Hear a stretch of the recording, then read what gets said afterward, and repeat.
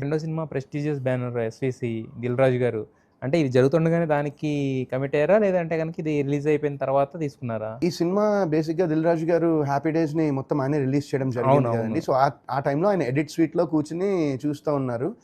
నాకింకా గుర్తుంది first time రాజు గారిని కలవడం. నేను ఆ ఎడిట్ స్వీట్ దగ్గర ఉన్నాను. నేను బయటుంటే ఇట్లా ఎవరో ఎళ్లి చెప్పారు ఇట్లా వరుణ్ అంటే నేనేదో సాంగ్ అప్పటిదాకా ఏం చూడలేదు.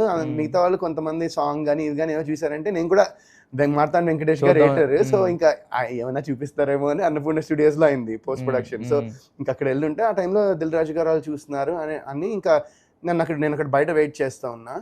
ఈ లోపల నాకు ఎవరో వచ్చి చెప్పారు ఇట్లా 'దిల్ రాజు' గారు రమ్మన్నారు మిమ్మల్ని కూడా లోపలికొచ్చి అమ్మమ్మ! వాళ్ళ ముందర నేనేం చూస్తాను ఇంకా అనుకున్నా. ఇంకా పర్లేదు రమ్మన్నారంటే ఇంక నేను వాళ్ళతో పాటు కూర్చొని కొంచెం సినిమా అలా చూడడం జరిగింది.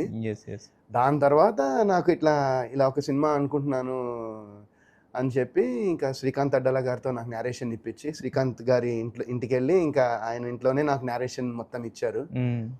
ఇంకంతా విన్నాక నాకు లిటరలీ ఆ క్లైమాక్స్ అప్పుడు ప్రకాష్ రాజ్ గారి సీన్ అప్పుడు లిటరలీ నాకు కంట తడొచ్చింది నాకు.